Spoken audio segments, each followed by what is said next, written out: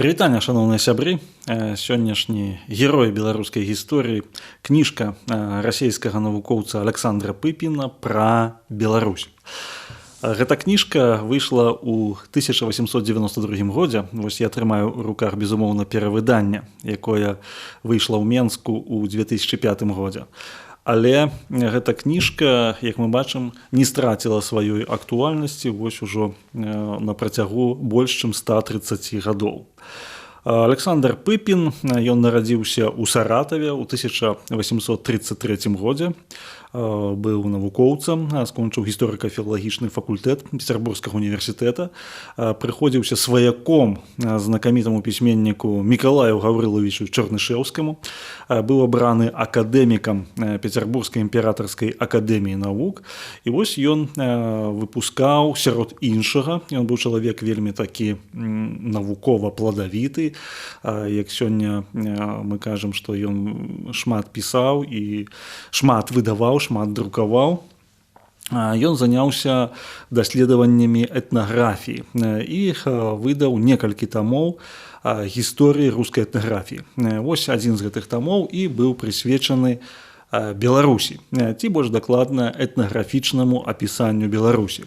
Сёння мы паглядзім на Беларусь вачыма расейскага навукоўца 19 стагоддзя.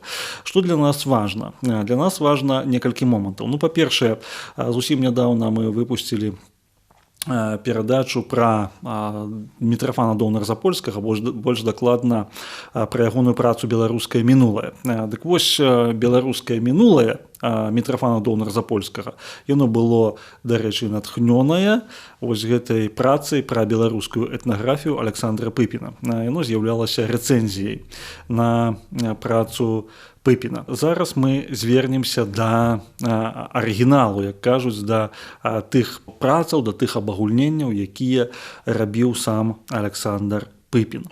Трэба сказаць, што на пачатку ён надрукаваў гэтую працу ў выглядзе артыкулаў, часопісных артыкулаў. Такі быў часопіс «Веснік Еўропы». І вось пачынаючы з 1887 году, нават раней з 1886 году, ён друкаваў гэтыя працы ў выглядзе артыкулаў, працы па беларускай этнаграфіі, і пазней звёў гэта ў такі вось 4-й том гісторыі рускай этнаграфіі, які выйшаў у 1892 годзе.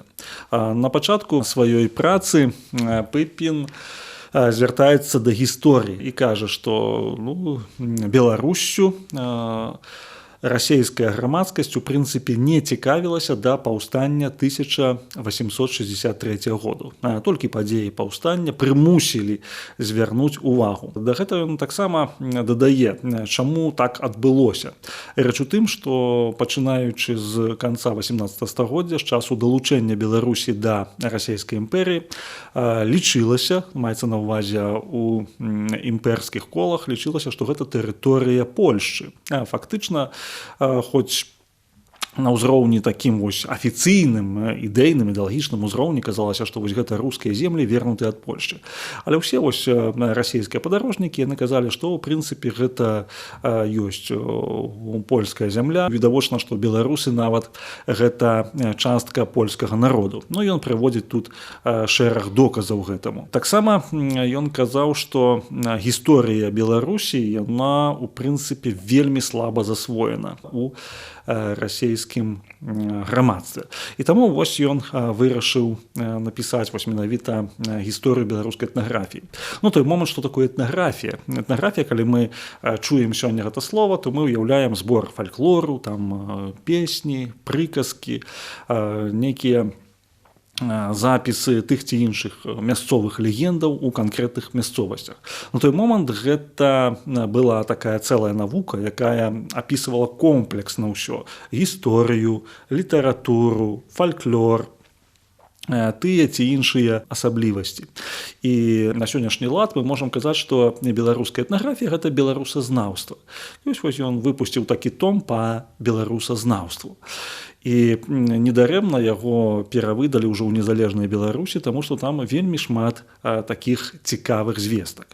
Ну, па-першае, звяртаючыся да гісторыі, Піпін казаў, што на самым пачатку славяне яны жылі рознымі плямёнамі. Было шэраг славянскіх плямёнаў, якія пазней у складзе кіеўскай дзяржавы, кіеўскай Русі утварылі больш-менш адзіны дзяржаўны арганізм.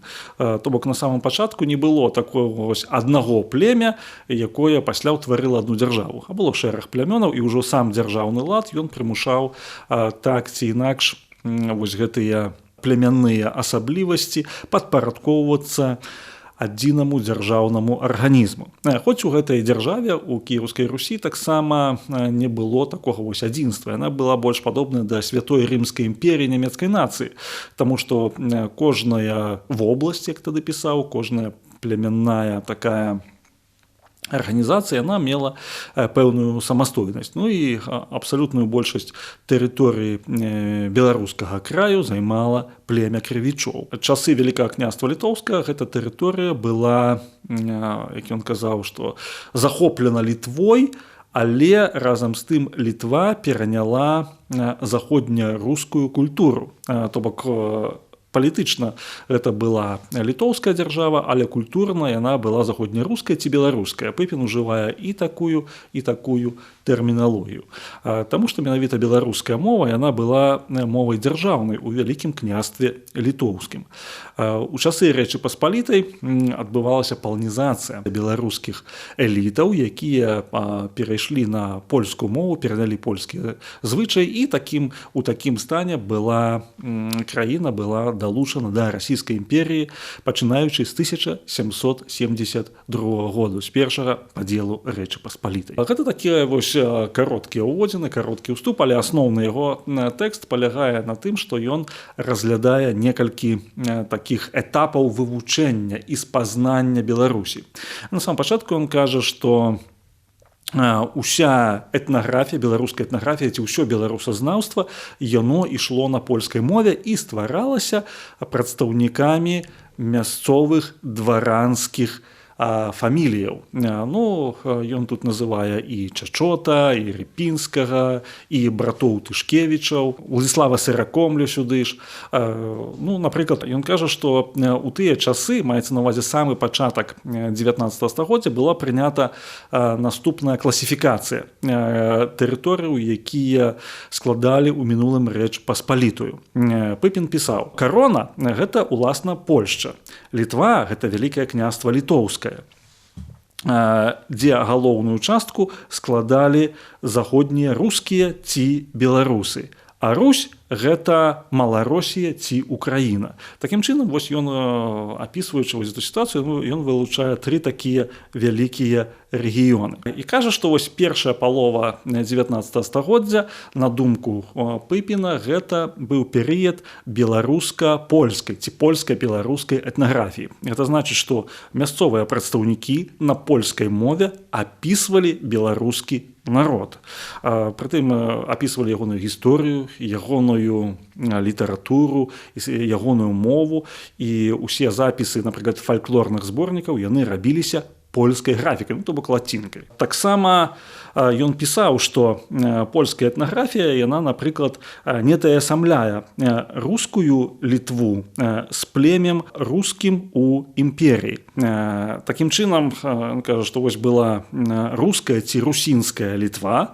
Гэта значыць, што у Вялікім княстве Літоўскім вельмі моцны элемент быў русінскі. Элемент маецца на ўвазе склад насельніцтва.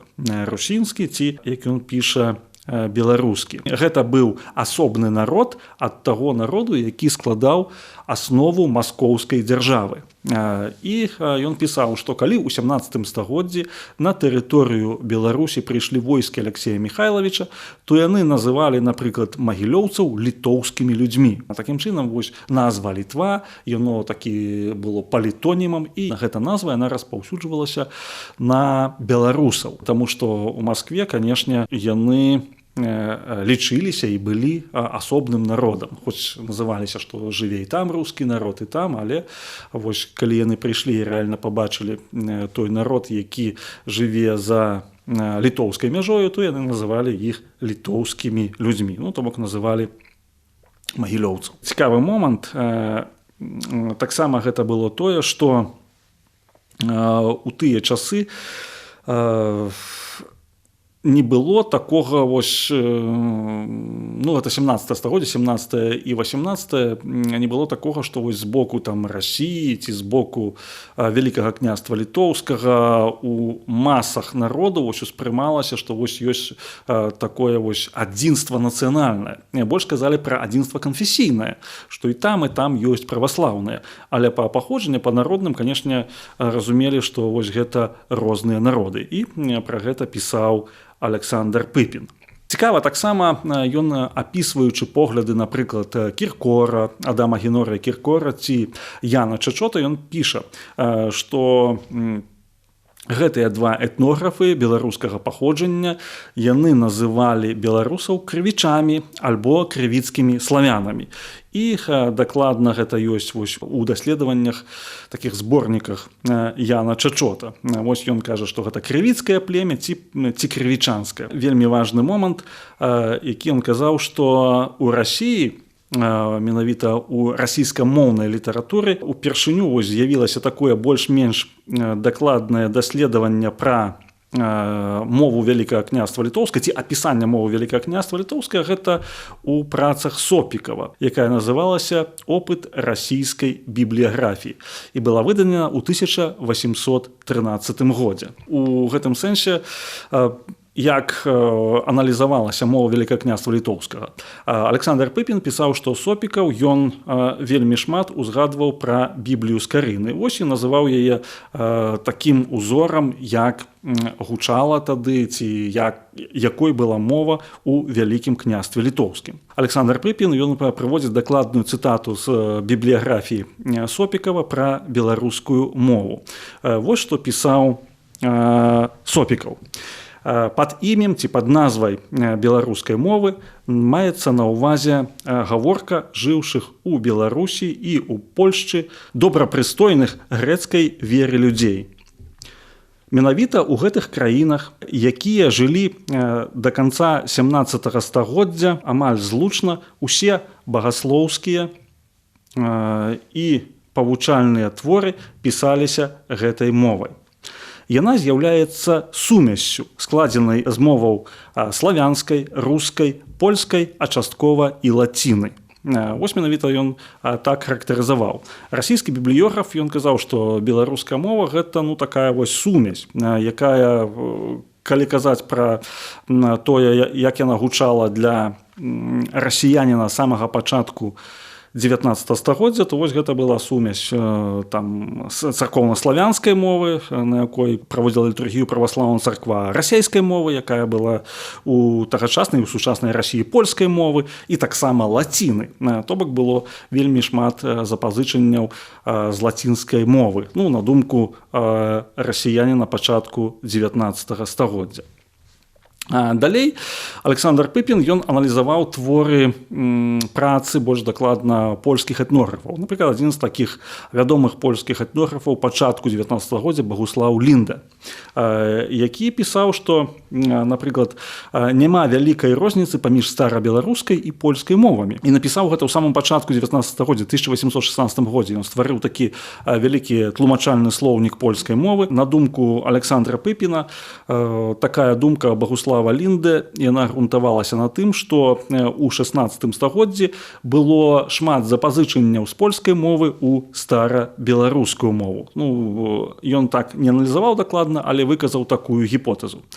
Таксама Пыпін пісаў, што Польскія этнографы, каб адрозніць беларускую і украінскую мову ад расійскай, то першыя мовы, беларускую і украінскую, яны называлі рускімі мовамі, то бок былі дзве рускія мовы, а апошнюю яны называлі расійскай. То бок у польскай мове гэта вось рускі і расійскі, вось гэта былі для вызначэння розных моваў. Былі дзве рускія, гэта беларуская і украінская, і мова расійская, гэта мова расейская. На пачатку 19 стагоддзя той самы Багуслаў Лінда, ён напісаў вялікую працу пра статут Вялікага княства літоўскага, дзе параўнаў царкоўна-славянскую мову з мовай старабеларускай. І Пыпін, ён кажа, словамі Лінды, што расіянін, які з натхненнем дакламуе вершы Ламаносава, Дзяржавіна і гэтак далей, і грэка-расійскі святар, які на памяць ведае славянскую Біблію, не разумее і аднаго артыкула з рускага літоўскага статуту. Фактычна, ён кажа, што вось тыя людзі, якія вельмі добра ведаюць царкоўна-славянскую мову, якія ведаюць нават паэзію Ламаносава і Дзяржавіна, расійскіх творцаў 18 стагоддзя, яны нічога не зразумеюць са статуту. Значыць, мова старабеларуская адрозніваецца ад мовы расейскай, ад мовы царкоўна-славянскай. Гэта дастаткова самастойная мова. Вельмі цікавым момантам, які адзначае Пыпін, гэта было тое, што быў выдадзены пераклад літоўскага статуту на расейскую мову, што для расіянаў патрэбен быў гэты пераклад. І сам Багуслаў Лінда гэты пераклад аналізаваў. Далей ён кажа, маецца на ўвазе, Пыпін кажа, як жа назваць тую мову, на якой напісаны статут, калі мы кажам, што гэта мова руская, то як і адрозніць ад той мовы рускай, зноў жа, якая была ў Маскве. І таму вось гэты Багуслаў Лінда, польскі лінгвіст пачатку 19 стагоддзя, прыходзіць да высновы, што мову статута трэба назваць беларускай. І тады будзе зразумела, што калі гэта беларуская мова, адрозніваецца ад усіх моваў, і для ўсіх лінгвістаў, навукоўцаў будзе больш-менш ясна, пра што ідзе гаворка. Тым больш, што гэта спалучалася з думкай і расійскага бібліёграфа Сопікава, які казаў, што, напрыклад, палемічныя творы Лаўрэнція Зізанія, яны напісаны таксама на беларускай мове. І творы Зізанія і літоўскі статут, як тады пісалі, гэта адна мова, значыць, мова беларуская. І такім чынам, як пісаў Александр Пыпін, была згода і ў польскамоўнай, і ў расійскамоўнай этнаграфіі назваць мову Вялікага княства літоўскага мовай беларускай. Ён таксама пісаў, што гэта назва, яна таксама не была адзінай. Па-рознаму так называлі, але для навукоўцаў ужо гэта было прынята. Пісаў таксама, што у расійскіх часопісах пачатку 19 і 30-40-х гадоў 19 стагоддзя было прынята перадрукоўваць артыкулы, якія былі ўзятыя з польскамоўных віленскіх выданняў. Такім чынам, вось польскамоўная публіцыстыка, яна была ўзорам і для расійскіх вучоных, таму што менавіта польскамоўныя даследчыкі, яны былі мясцовыя ураджэнцы. Да прыкладу, ён прыводзіць такія працы, як працы братоў Тышкевічаў, Яўстаха і Канстанціна. Пра Яўстаха ў нас ёсць асобны выпуск, таму тым, хто цікавіцца гэтай асобай і ягоным навуковым даробкам, я адсылаю да гэтага выпуска, і там можна гэта паглядзець. Такім чынам, Пыпін, ён звяртаецца да розных такіх даследчыкаў, ён звяртаецца да розных этнографаў, якія апісваюць Беларусь праз мову. Што ж такое беларуская мова? І зноў жа у сваёй працы ён некалькі разоў звяртаецца да даследавання Чачота. Даследаванне Чачоты, оно называлася «Вясковыя песенкі з над Нёмна і Дзвіны». Вось выйшла некалькі тамоў, шэраг тамоў, там у якіх Чачот, збіраючы гэтыя песні, ён аналізуе і кажа, што гэта вось славяна-крывіцкія песні, якія сабраныя, не ім самім, а як ён кажа, што я прасіў розных паненак. То бок вось былі тыя дзяўчаты, шляхецкае званне, якія хадзілі па вёсках і запісвалі гэтыя песні. Чаму ён так рабіў? Чачот пісаў, што калі б я прыйшоў там шляхціц, былы палітычны ссыльны, то мне наўрад ці хто нешта добрае праспяваў. Вось гэтыя паненкі, яны там запісвалі гэтыя песні. Александр Пыпін кажа, што часам яны даволі недакладна записывалі, а часам Чачот не даваў беларускі арыгіналу, а просто даваў свой польскі пераклад. І ў гэтым сэнсе першыя некалькі тамоў гэтых працаў Чачота яны не былі такімі дасканаламі, але ўсё апошнім томе ён даў шэраг арыгіналаў беларускіх ці славянска-крывіцкіх песняў. І ў гэтым іх вельмі важнае дасягненне. Таксама Чачот пісаў, што ўжо ў 40-е гады 19 стагоддзя заўважаецца ўплыў на беларускія песні, апроч польскай мовы яшчэ і мовы расейскай. Ён гэта тлумачыў тым, што па беларускіх вёсках і мястэчках былі раскватараваны расейскія войскі, а асабліва пасля паўстання 1830-31 году. І такім чынам вось гэта народная традыцыя беларуская, спеўная, яна пачала запазычваць і словы, і выразы, і вобразы з песняў расейскіх салдат, якія служылі ў Беларусі. Чачот лічыў, што дакладнае апісанне крывіцкай ці беларускай мовы можа даць толькі мясцовы селянін, які атрымае адукацыю. А ён казаў, гэта будзе толькі ў будучыні. Таму што сам Чачот хоць і чуў беларускую мову з дзяцінства, казаў, што гэта была мова маёй нянькі, але ўсё ж у сям'і ягонай панавала польская мова. Дык вось на яго думку, што ў будучыні селянін, які з маленства ведае вось беларускую мову, які там нарадзіўся ў гэтай моўнай стыхіі, і ён, атрымаўшы высокую адукацыю, напіша добрую працу пра беларускую мову, ці як ён пісаў беларускую гаворку. На думку Чачота, вось блізка да арыгіналу я цытую, што крывіцкая гаворка займае сярэдняе становішча паміж польскай, расейскай і украінскай. Украінская ці палянская у сваім ладзе і вершаскладанні больш падобныя да польскай, а крывіцкая да расейскай мовы. Такім чынам ён даваў зразумець чытачу, як можна адрозненне паміж украінскай мовай і беларускай. Цікавы момант, які Пыпін апісаў у сваёй історыі рускай этнаграфіі, гэта тое, што упершыню крывіцкай беларускую мову назваў Тэадор Нарбут. У нас ёсць таксама асобны выпуск пра Тэадора Нарбута, можна да яго звярнуцца.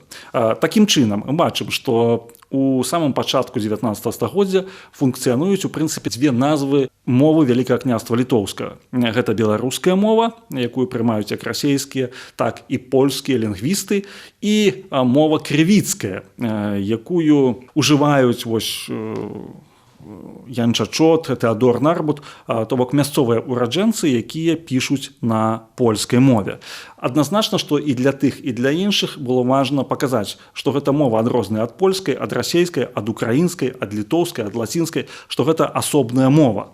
І мова Вялікага княства літоўскага, яна славянская, і вось толькі як яе называць, ці беларускай, ці крывіцкай. Таксама Ян Чачот, ён заклікаў ствараць слоўнікі і граматыку беларускай мовы, таму што няма ніводнага слоўніка. І калі казаць пра тое, што ці можа гэта мова стаць літаратурнай, мова беларуская, то Чачот выказваў гэтым сумневы. Ён кажа, так, трэба слоўнікі, каб нам апісаць, каб нам выдаць нармальна вось гэту фальклорную этнаграфічную спадчыну, але ці гэта мова стане літаратурнай, выказваў сумневы, што, на яго думку, наўрад ці гэта мова адродзіцца зноў так, каб здабыць сабе такую славу, як у Вялікім княстве літоўскім. Вельмі цікава, што інтэлектуальнае жыццё ў Беларусі, якое апісвае Александр Пыпін у 30-60-х гадах 19 стагоддзя, яно гуртавалася вакол часопіса «Атэнеум», які выдаваў у Вільні Юзаф Ігнацый Крашэўскі. У гэтым «Атэнеуме» публікавалася дастаткова шмат этнаграфічных розных такіх замалёвак. Напрыклад, ён узгадвае этнаграфічны нарыс Кобрынскага павету. Юзаф Ярашевіч, знакаміты прафесар Віленскага універсітэту, апублікаваў этнаграфічнае апісанне гарадзенскай губерні. Адам Ганорый Кіркор у той жа час, ён заснаваў яшчэ адзін часопіс, які называўся «Тэка Віленска». І ён там публікаваў вельмі шмат этнаграфічных матэрыялаў па гісторыі беларускай этнаграфіі. У тым ліку асабліва спадабаўся Пыпіну нарыс Уладзіслава Сыракомлі пра Менск. Зноў жа адсылаю да выпуска пра Уладзіслава Сыракомлю. У нас ёсць асобны выпуск пра гэтага славутага паэта першай паловы 19 стагоддзя. Вельмі цікавы момант, што Уладзіслаў Сыракомля лічыў слова аб палку Ігаравым беларускім творам. Ён так і піша, што вось гэта беларускі твор, а Баян, вешчы Баян, знакаміты прарок старажытнай Русі, ён жыў нідзе інш, як у Менску. І на думку Сыракомлі, вось менавіта у сталіцы сённяшняй Беларусі была напісана гэтая паэма. Такім чынам вось Пыпін збірае вось усе гэтыя такія цікавыя апавяданні, аповяды і кажа, што даследаваннем Беларусі займаліся ў першую чаргу самі беларусы, мясцовыя ураджэнцы. Яго зацікавіла таксама праца апісання барысаўскага павета Яўстага Тышкевіча, якая была выдадзена ў Вільні 1847 годзе.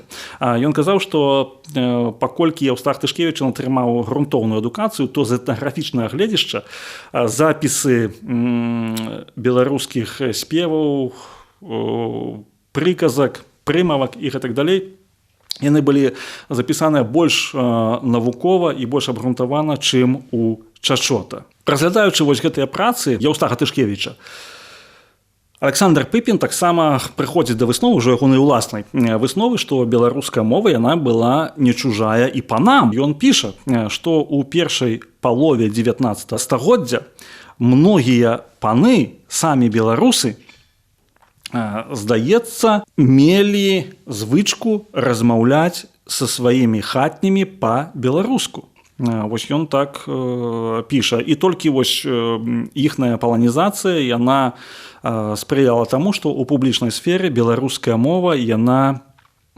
практычна не ўжывалася. Аднак яна трымалася ў асяроддзі дробнай шляхты. І ў асяроддзі дробнай шляхты яна была як роднай вось гэтаму беларускаму саслоўю. Таксама ён кажа, што ва ўсіх тых этнографаў, якіх мы пералічылі вышэй, польскамоўных мясцовых ураджэнцаў, патрыятызм у іх быў беларускі. Вось гэта я цытую.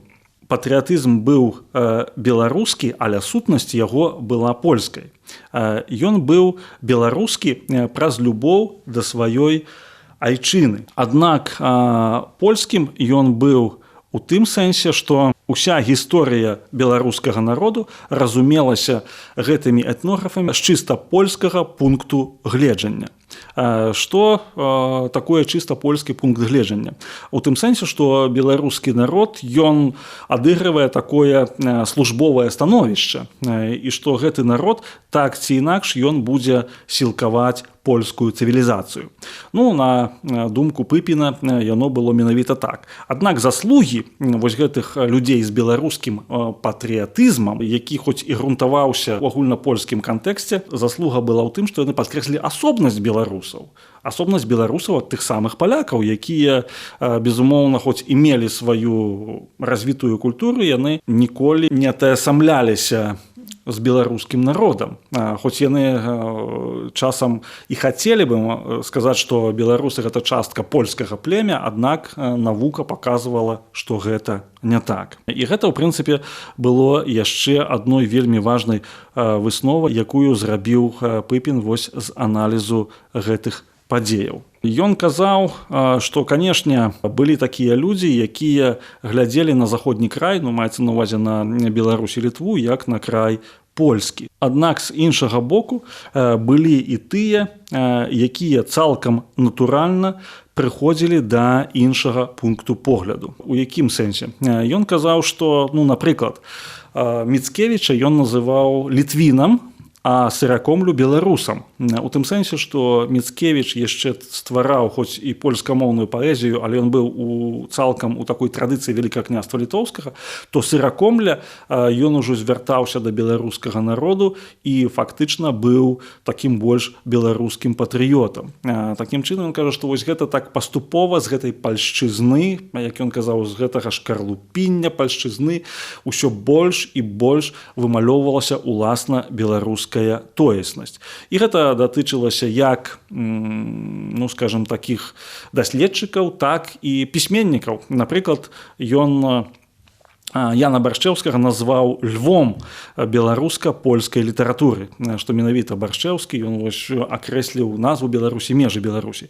Яшчэ больш месца ён прысвяціў 50-м гадам, а значыць і мясцоваму патрыёту, як ён пісаў, Вінцэнту Дуніну Марцінкевічу, які выступае на гістарычную арэну са сваімі ўжо беларуска-моўнымі творамі. Ён казаў, што вельмі важная падзея адбываецца ў 50-е гады. Па-першае, што Вінцэнт Дунін Марцінкевіч ён перакладае пана Тадэвуша на беларускую мову, а іншы беларускі шляхціц Артём Верыгадарэўскі ён перакладае Конрада Валенрода, Адама Міцкевіча зноў жа на беларускую мову. Такім чынам гэты беларускі патрыятызм ён ужо перамагае польскасць. І ўжо 50-е гады, пачатак 60-х вымалёўваецца такая уласна беларуская тоеснасць. Таксама Пыпін пісаў, што да 60-х гадоў 19 стагоддзя фактычна не было фальклорных запісаў кірыліцай.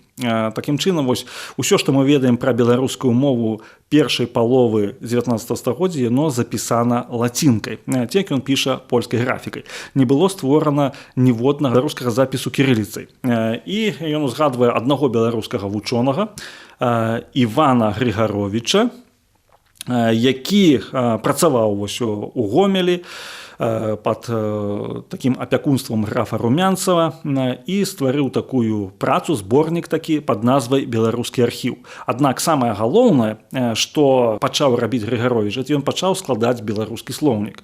Ён паспеў скласці толькі 10 старонак гэтага слоўніка, як піша Пыпін, ён памёр у 1852 годзе, і ягоную працу завяршыў у 1870 годзе Іван Насовіч. Аднак ужо сам працэс складання гэтага слоўніка і сама метадалогія складання гэтага слоўніка, яна была вельмі важнай, што Грыгаровіч ён браў мову не толькі жывую беларускую мову, гаворку, якую ён чуў вакол сябе, але таксама і мову са старажытных граматаў і з актаў Великакняства Літоўска. Як лінгвіст ён адчуў гэту сувязь непасрэдную паміж мовай Великакняства Літоўска і беларускай мовай, беларускай гаворкай, якой размаўлялі там сяляне на Гомельшчыне, напрыклад, там, дзе ён жыў. Імкнуўся пазнаёміць расейскую вучоную супольнасць з гэтымі сваімі дасягненнямі. Таксама ў той час была спаборніцтвы такія паміж Грыгаровічам, які выдаваў беларускі архіў, там, дзе акты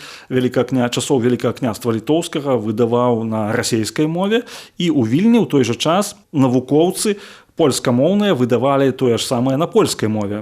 Такім чынам, Даніловіч у 1827 годзе ў Вільні выдаў летапісец літоўскі і хроніка руска на польскай мове, а ў 1836 годзе у Познані Дзялынскі апублікаваў збюр прав літэўскіх, ці зборнік літоўскіх законаў. Такім чынам адбывалася таксама такая спроба выдаць гэтыя акты Великакняства Літоўскага ў двух традыцыях. Адна традыцыя польскамоўная, другая традыцыя расейскамоўная. У гэтай справе, канешне, вельмі сур'ёзная рэч належала паўстанню 1863 году, якая, у прынцыпе, паклала такі пачатак таго, што пачалося значна больш навуковае, значна больш глыбіннае вывучэнне беларусазнаўства. Яшчэ да пачатку паўстання Александр Пыпін адзначае такога вядомага беларуска падарожніка, навукоўца, этнографа, як Паўла Шпілеўскага. Ён цікавы момант прыводзіць, што Шпілеўскі ён павыдумляў паганскіх багоў. Александр Пыпін кажа, што ён проста сам гэтых багоў выдумляў і казаў, што ёсць такія спевы пра Зюзю, там яшчэ пра іншых гэтых багоў, якія Шпілеўскі уводзіць у свой ужытак. Пазней пра гэта напісаў Еўдакім Раманаў, што аналізуючы творчасць Шпілеўскага. Аднак Шпілеўскі для чаго гэта рабіў, выдумляў гэтых багоў, каб, па-першае, параўнаць іх з грэцкім пантэёнам і паказаць, што беларусы гэта найстаражытнейшае племя, сярод славянаў. І такім чынам гэта вельмі важны момант. Ён таксама акрэсліў тое, што якую мяжу займае беларускі народ, і акрэсліў таксама тое, якім чынам беларусы яны ставяцца да сваёй культуры і сваёй мовы. Вось мы пераходзім ужо ў другую частку твору Александра Пыпіна. Гэта звязана з паўстаннем 63 году. Ён пісаў, што паўстанне 63 году яно прывяло з аднаго боку да такога пералому. Рэч у тым, што якраз у час паўстання і пасля паўстання для расійскай улады было важна даказаць на ўнутранай і на міжнароднай арэне тое, што беларускі край, гэта ці беларуска-літоўскі, паўночна-заходні край, гэта край рускі. Таму, як пісаў Пыпін, ужо ў 1863 годзе, менавіта падчас самога паўстання, быў выдадзены такі атлас. Спачатку на французскай, а пасля і на расейскай мове. Аўтарам гэтага атласу быў прускі афіцэр Эркерт, прускі афіцэр на расійскай службе. І таксама да гэтага атласу дадавалася брашура аўтарства таго ж Эркерта «Погляд на гісторыю і этнаграфію заходніх губерняў Расіі». Цікавы момант, што Эркерт ён падзяліў усё насельніцтва Беларусі на рускіх і палякаў чыста паводле канфесійнай прыкметы. Ён адназначна азначыў, што там, дзе жывуць каталікі, гэта палякі, а там, дзе жывуць праваслаўныя, гэта рускія. Гледзячы такой этнаграфічнай навукі, фактычна беларусаў у Беларусі не было. Дакладней, не згледзячы этнаграфічнай навукі, а згледзячы такой логікі, якую ён спрабаваў прымяніць у этнаграфічнай навуцы, проста беларусаў не было. Уся супольнасць дзялілася на гэтыя два народы. Тады ж была такая, скажем, тэндэнцыя менавіта шчыльна звязваць мову і нацыянальнасць. Паколькі праваслаўных больш, то атрымліваецца, што рускіх больш, а каталікоў менш, значыць палякаў менш. Таксама адбывалася ў той час вельмі цікавая рэч. Адбывалася барацьба з польскай мовай на ўзроўні заканадаўчым, на ўзроўні школьнай навукі і гэтак далей. Але самае галоўнае, што адбывалася барацьба з польскай мовай самой праваслаўнай царкве. Рэч у тым, што, як піша Александр Пыпін, вельмі шмат малітоўнікаў на польскай мове было ў самой літоўскай епархіі. І нават праваслаўныя святары карысталіся гэтымі малітоўнікамі, калі не было малітоўнікаў рускіх. Такім чынам, Пыпін кажа, што сапраўды такое змаганне было вельмі складаным. Вельмі складаным было даказаць, што гэты край рускі. Што рабілася ў гэтым сэнсе? У гэтым сэнсе мясцовы ураджэнец Павел Баброўскі ён напісаў такую працу па апісанні градзянскай губерніі і ён палемізуе з Эркертам. Ён увогуле кажа, што нельга браць канфесію як асноўную прыкмету нацыянальнасці, што асноўная прыкмета нацыянальнасці гэта ўсё ж мова. І вось тут зноў жа у такім расійскім дыскурсе, расійскамоўным дыскурсе было пытанне. Дык ці, па-першае, ці існуе асобная беларуская мова, а па-другое, да якой яна моўнай групы адносіцца, да заходнеславянскай ці усходнеславянскай. Павел Баброўскі, як мясцовы ураджэнец, ён таксама падняў пытанне і пра тое, што беларуская мова сучасная яму, сярэдзіна 19 стагоддзя, і мова Вялікае княства літоўскае гэта адно і тое ж. Цікавая рэч, якая адбывалася ў 1865 годзе ў Вільні. У гэтым годзе адбывалася закрыццё Віленскага музея старажытнасцяў, які заснаваў граф Яўстах Тышкевіч. І там тая камісія, якая працавала над экспазіцыяй, скажем так, больш дакладна яе пераўтварэннем гэтай экспазіцыі, яна падзяліла ўсе прадметы. Прадметы, якія казалі пра польскае паходжанне краю, былі аддзелены, а прадметы, якія казалі пра рускае паходжанне, яны былі выстаўлены. На гэта адгукнуўся сам граф Тышкевіч. І ён напісаў у сваёй тлумачальнай запісцы. Ён напісаў, што увогуле у Віленскім музеі старажытнасцяў практычна няма польскіх прадметаў, ёсць толькі літоўска-рускія. Вось узнікае яшчэ адзін такі тэрмін, гэта самая сярэдзіна 60-х гадоў 19 стагоддзя.